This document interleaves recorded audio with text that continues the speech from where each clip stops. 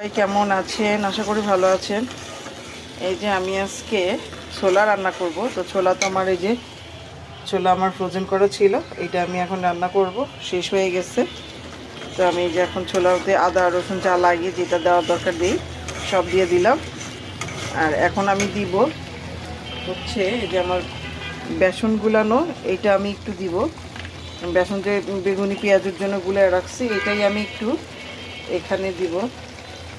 এই যে 1 চামচ, একটু 2 চামচে একটু গ্রেভি হওয়ার জন্য খুব ভালো লাগে। এটা দিয়ে এখন ভালো করে মিক্স করবো আর কি, কষাবো। দেখেন কত গ্রেভি হয়ে গেছে।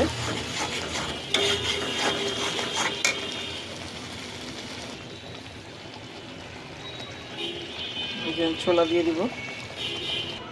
এই যে আমি এখন এই মানে ছোলার পানি দিয়ে আমি এটা ভালো করে কষাবো। আর এখন আমি দিব সিদ্ধ আলু। আমি আলু সিদ্ধ করে রাখছি, এটাই এখন এই যে ভেঙে হালকা হালকা করে ভেঙে দিয়ে দিব। এটা আমি ছোলাতে এরকম করে আলু দিই, আবার ছোট করে কেটেও দিই, ওইটা অনেক মজা। তো আমার কাছে এটাই ভালো লাগে।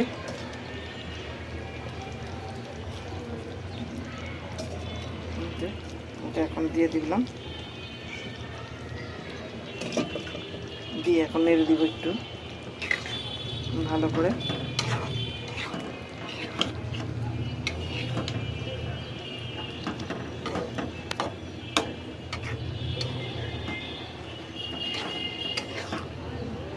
ফ্রোজেন করা তো ছিল, তাই এটা হতে থাক। আর এই যেখানে আমি পাশাপাশি তার সাথে, কারণ ইফতার তো বানাতে হবে, সেহরি রান্নাও করতে হবে। সেহরির জন্য আমি এই যে গরুর মাংস বসাই দিচ্ছি, এটাও হয়ে গেছে রান্না।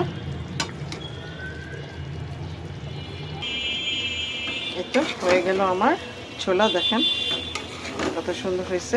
আর একটু শুকাবে, তা আমি এর মধ্যে এখন একটু গরম মশলা গুঁড়া আর একটু মশলা গুঁড়া দিয়ে দিব। গরম মশলা গুঁড়া দিব, আর আমি ওই আবার একটু আমার এই ইফতারি মশলাটা দিব। খেতে খুবই খুবই খুবই ভালো লাগে। এই যে এখন আমি যে মশলা গরম মশলা গুঁড়াটা দিয়ে দিব, স্মেলটা ভালো আসবে। আর একটু দিয়ে এখন তো তৈরি হয়ে গেল আমার ছোলা। এই ছোলাটা খেতে এত মজা। আর আমি পরিবেশনের সময় ধনিয়া পাতা কাঁচা মরিচ সালাদ একটু পরিবেশন করে দিব, খুবই মজা।